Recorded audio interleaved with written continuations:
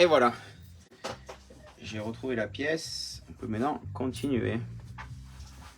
Donc attention, quand vous montez, vous voyez la bêtise qu'on peut faire. Une pièce tombe au milieu, ça rebondit. Donc faites attention de ne pas perdre de petits morceaux. Donc, la fameuse pièce trouvée, on la met. Donc elle a un sens. Le côté petit va au fond. Quand on a le corps de l'amortisseur comme ça. Alors ce que je fais, je mets déjà de l'huile. Donc c'est une bague, un joint, une rondelle.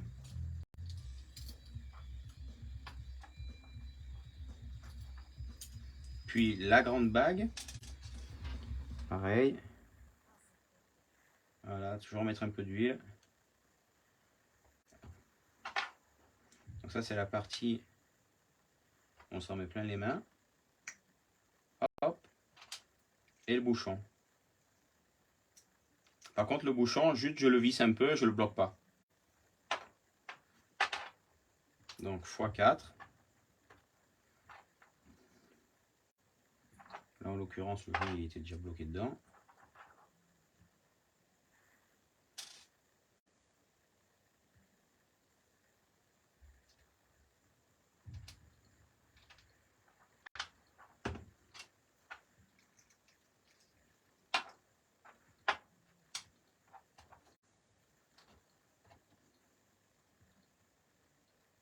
Le but de mettre déjà du gras là sur les joints, c'est quand on va enfiler l'axe, c'est déjà lubrifié.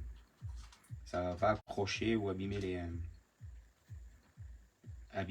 joints avec la partie filetage de l'axe.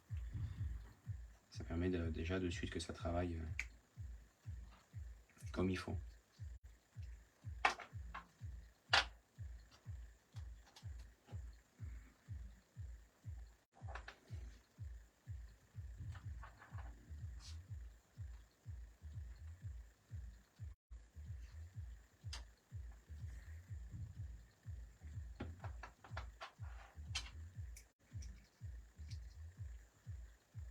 Voilà, ça x4.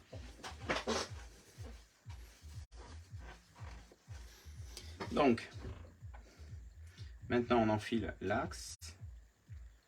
Il doit rentrer sans forcer.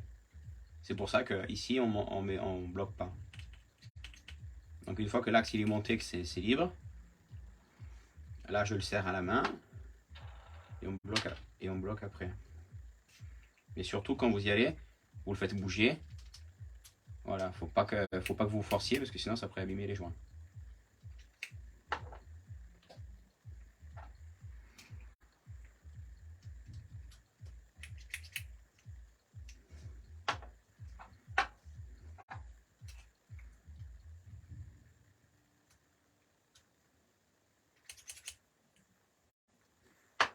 Alors, une fois avec les clés après, une fois monté, hop, et là je peux bloquer le bouchon inférieur.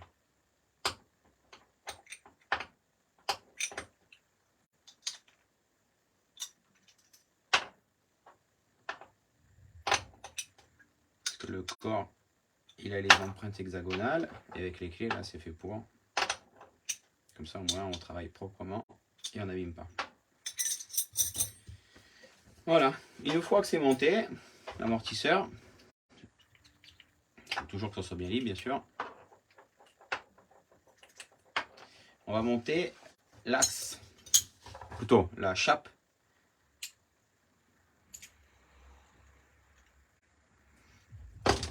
Et j'avais pas refaire la même quand même. Alors, une goutte d'huile sur le filetage. Ça permet de mieux faire les premiers filets. Et là, on visse jusqu'à faire disparaître, le mettre en butée en fait.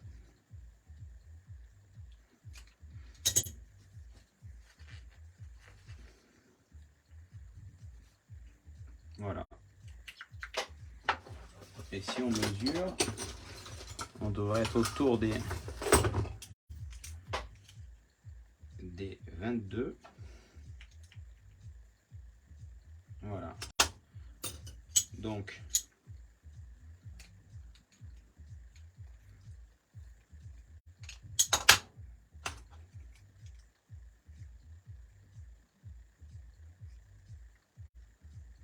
voilà, 21, entre 21 et 22, vous êtes bien. Il n'y a pas besoin d'avoir quelque chose de très... par défaut, je mets 21,5. Ça, c'est pas quelque chose de...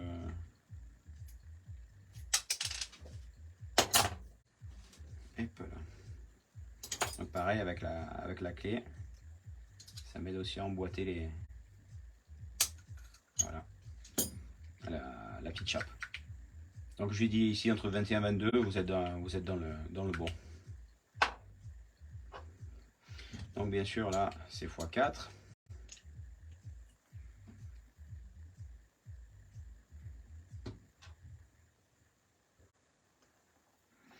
C'est pour ça que si vous n'aimez pas vous salir les mains avec le silicone, ce qui est pour ma part le cas, je fais 10 amortisseurs de suite, comme ça moins j'ai plus après à y revenir. Voilà, nickel.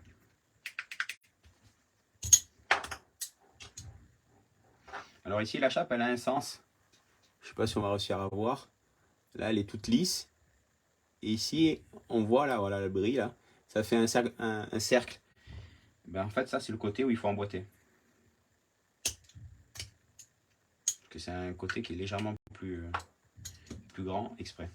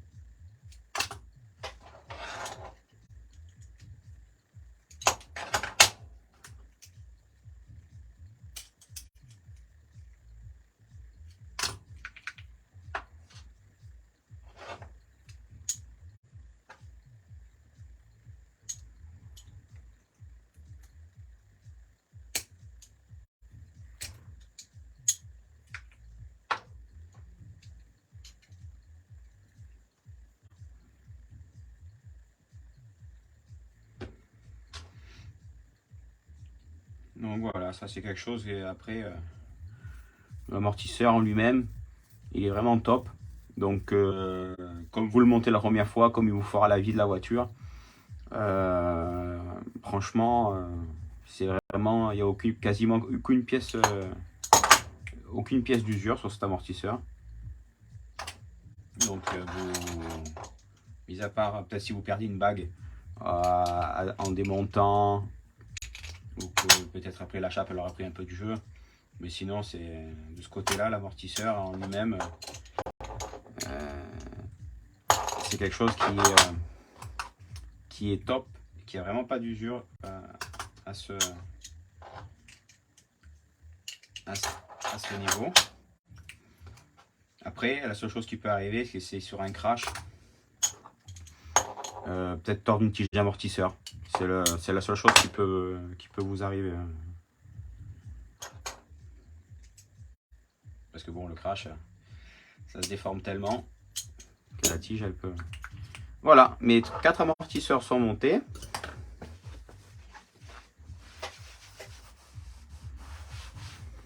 Ce que je vais faire, je vais y mettre l'huile maintenant. Alors par rapport au kit qui est fourni avec de la mille, là en l'occurrence je vais la monter un peu plus souple.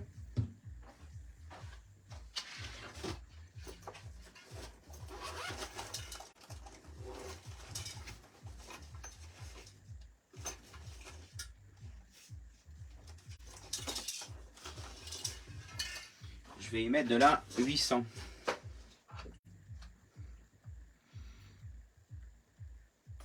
Donc de toute façon, les amortisseurs, pour le moment, on tourne entre 800 et 1000.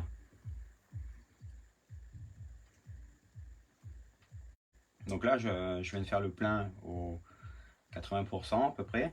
Je fais travailler pour bien que l'huile se répartisse partout. Donc ça fait un peu une émulsion. Et après, je prends et je laisse reposer.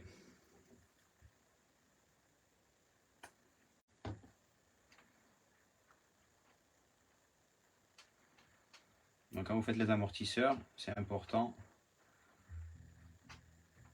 de faire travailler l'amortisseur, même si ça crée des bulles et de l'émulsion, pour que l'huile elle passe bien partout dessous. Et après vous laissez reposer, les bulles elles remontent toutes seules. Et si vous avez une boîte sous vide, ben ça fera que accélérer le phénomène de remontée des bulles et vous pourrez les fermer plus vite.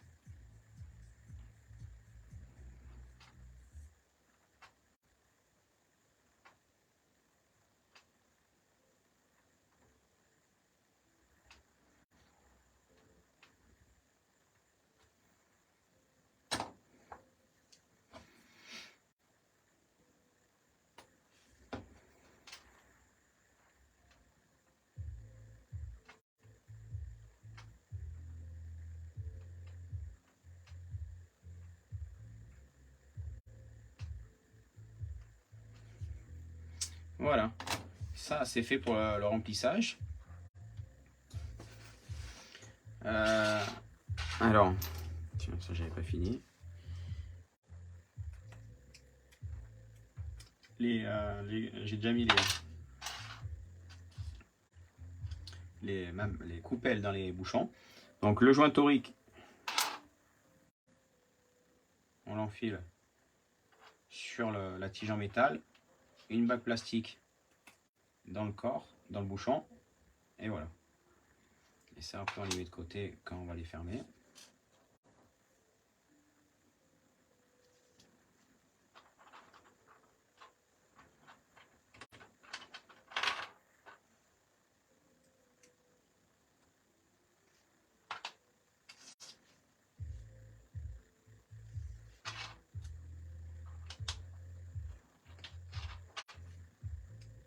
Voilà.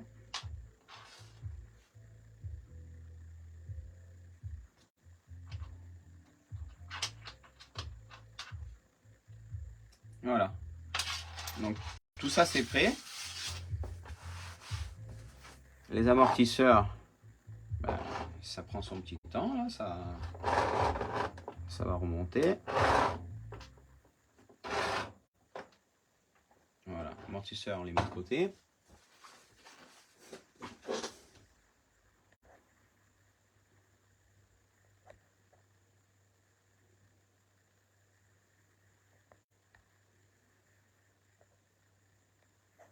Alors, je regarde un coup les messages.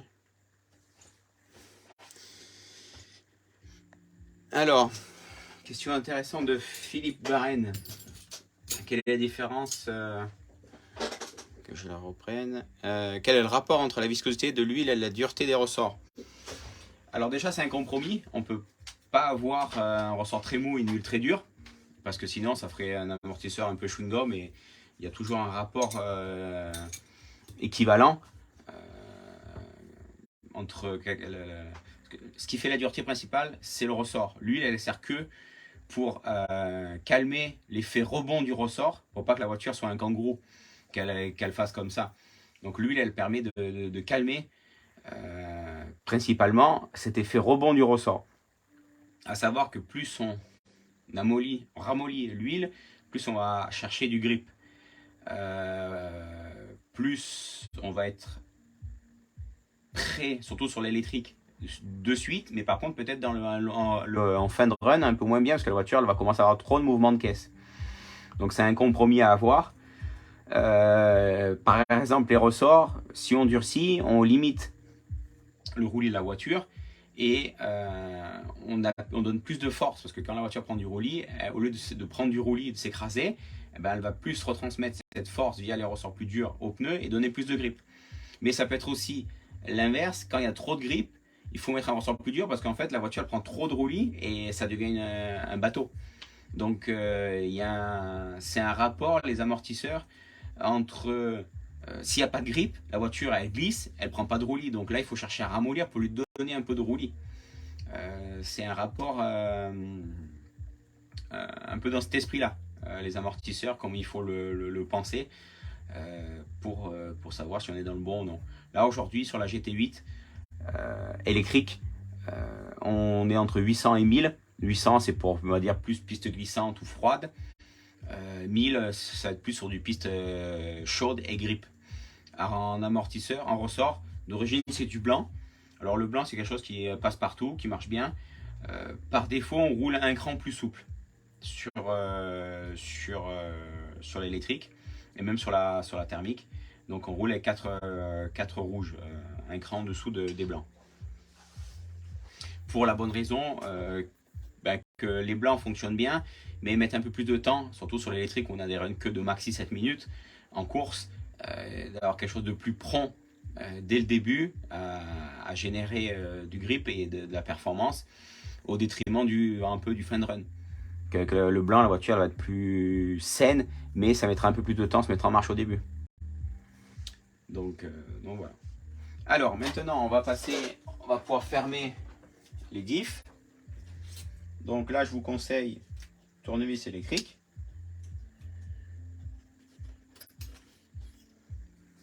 Alors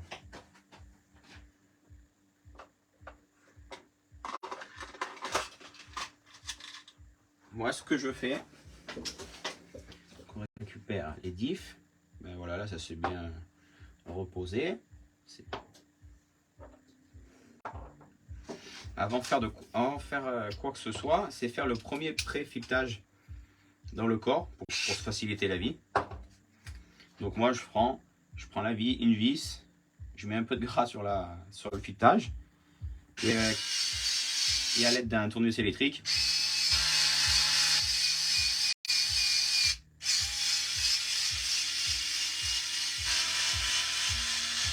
ça permet de se faciliter la vie la première fois quand c'est neuf.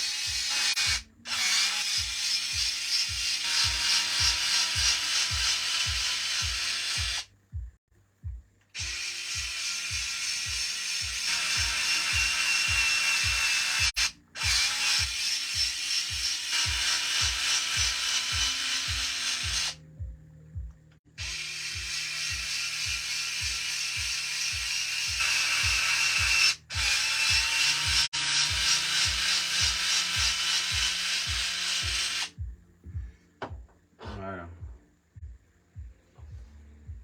Voilà, pareil, hop, un peu d'huile.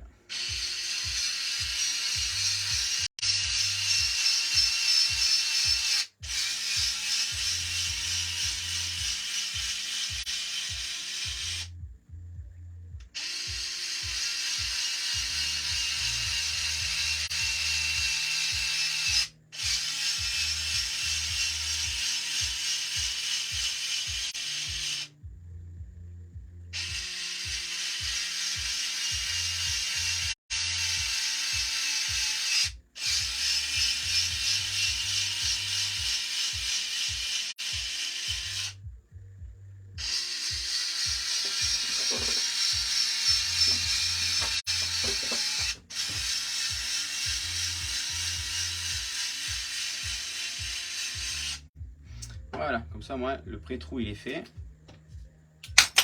Ce sera plus simple pour serrer la couronne. Donc maintenant on va fermer. Alors pour fermer c'est assez simple. Là le diff il est bien plein, vous voyez il déborde. Alors ce que je fais avec le doigt, j'appuie bien et j'enlève l'excès. Voilà, tout ce que je peux enlever avec le doigt. Vous noterez que le pignon satellite ici il est légèrement en dedans.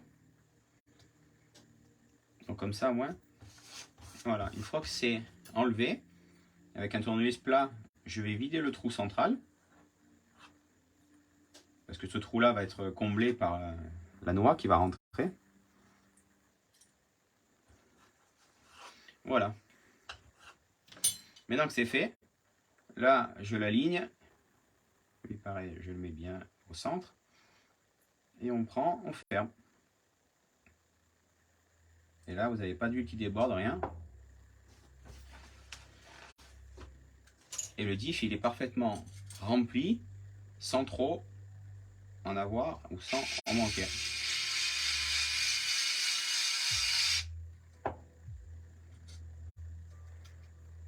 Alors, je vous conseille de garder les vis d'origine qui sont longues. Elles sont très bien pour avoir une bonne tenue de la couronne, que tout reste bien en place.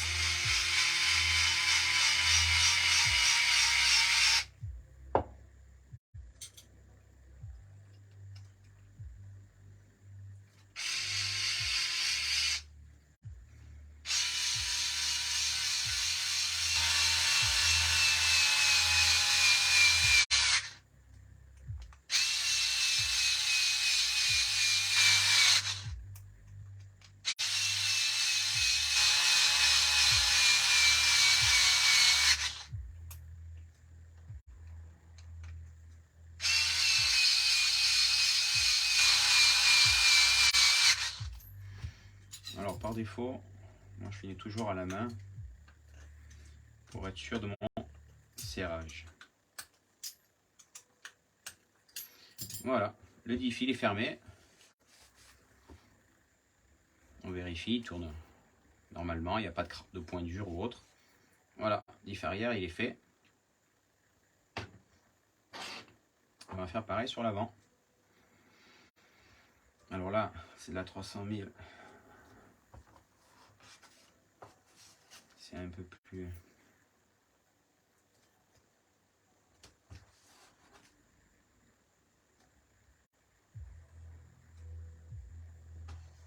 plus dur.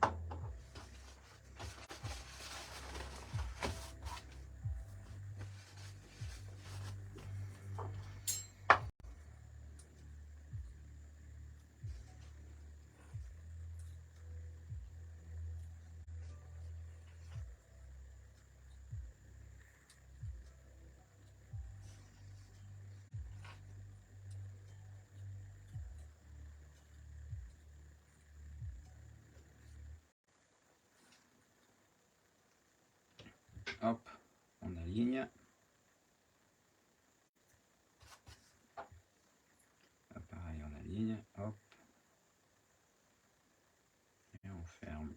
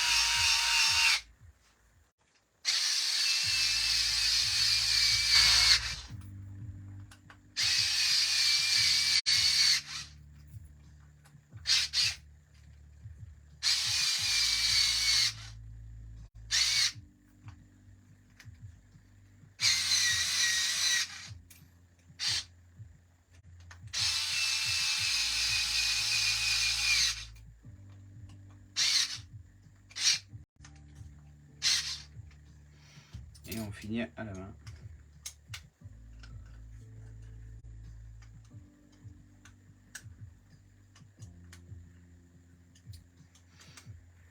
Alors sur le GT8, on travaille beaucoup avec du 2 mm à laine. Faites attention que votre embout est pas usé pour pas foirer les vis. Voilà, lui il est fermé. Alors là c'est pas la même chanson. On a 300 000. Voilà, il tourne bien, nickel. Donc le deuxième diff est prêt.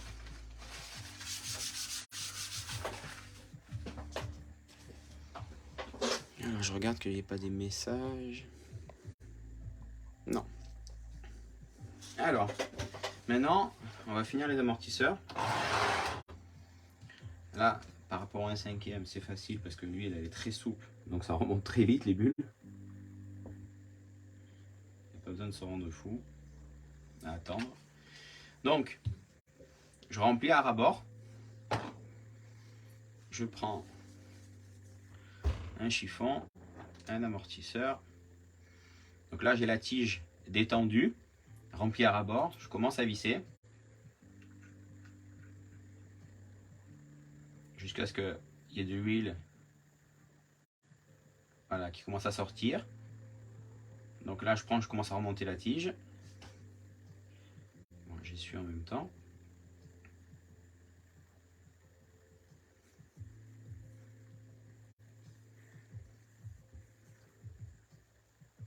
Je la fais à peu près 5 mm. Donc là, je joue un peu, visser, dévisser pour bien faire sortir l'huile. Et après, hop, je verrouille. Et je fais travailler l'amortisseur. Donc là, l'amortisseur ressort de à peu près 1 cm. C'est-à-dire que là, il y a un peu trop de ribombe. Donc ce qu'on fait, on remonte la tige comme au début à 5 mm et on réouvre tout doucement.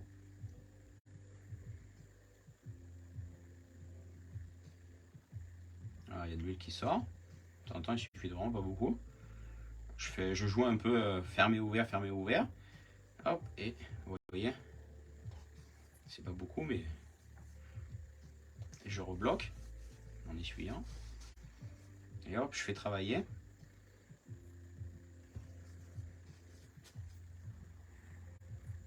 Voilà, il ressort un peu moins.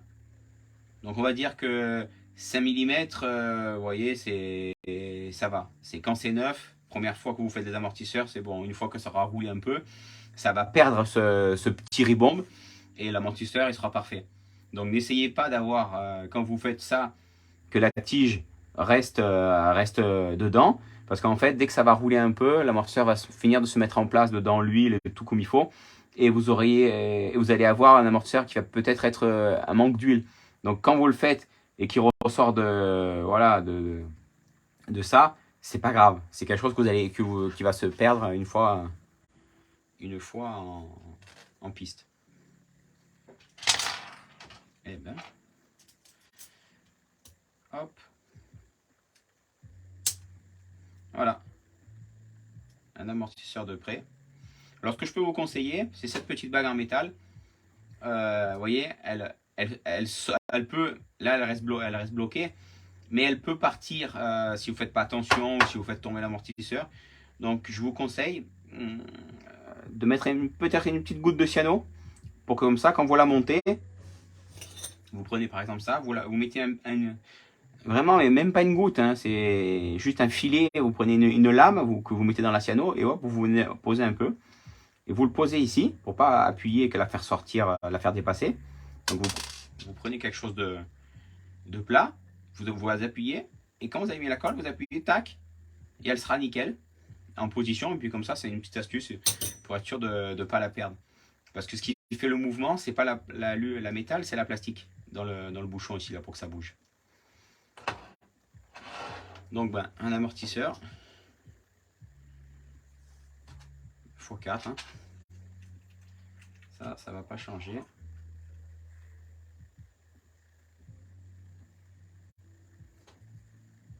Voilà, vous voyez, hop. Moi perso, c'est ce que j'ai fait. J'ai mis un petit goutte de cyano pour la bloquer, afin d'être tranquille, de pas la perdre. Et que j'ai surtout pas après pas attention à faire attention justement à pas la perdre.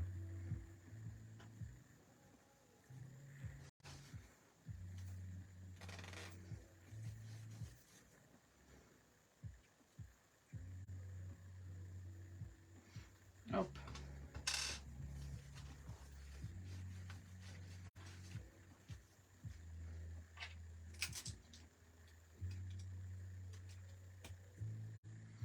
Donc là, en l'occurrence, c'est facile. On a les amortisseurs, c'est les 4 mêmes. Donc il n'y a pas besoin de les repérer. Mais si vous jouez avec des huiles différentes avant-arrière, je vous conseille de les repérer, d'écrire dessus ce qu'il y a dedans, histoire de ne pas les mélanger, et même de les repérer après droite-gauche, pour les remonter toujours au même endroit sur la voiture.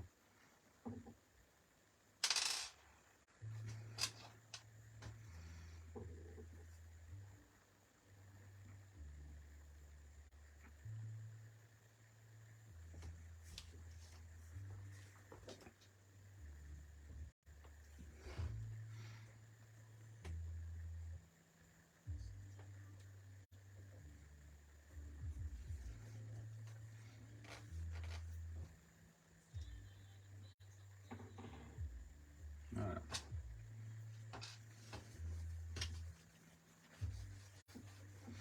On le nettoie pour que ça soit tout beau.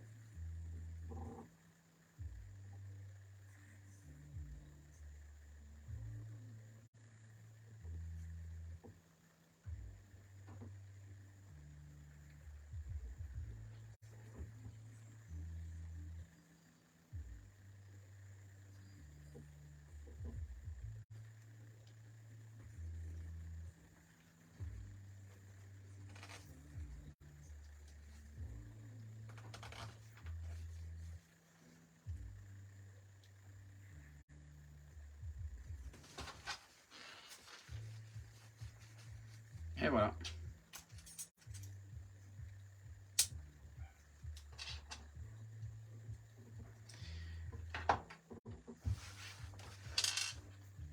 Donc voilà, les 4 amortisseurs sont faits. Il n'y a plus qu'à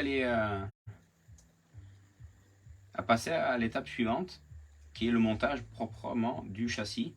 Ce qui est gras, amortisseur diff, on les a fait. On va pouvoir les mettre de côté. Hop là. Et comme ça, ils vont pouvoir attendre leur tour. Ça, je le mets de côté. J'enlève les bagues avec les écrous. Je les mets avec les écrous, comme ça au moins. Voilà.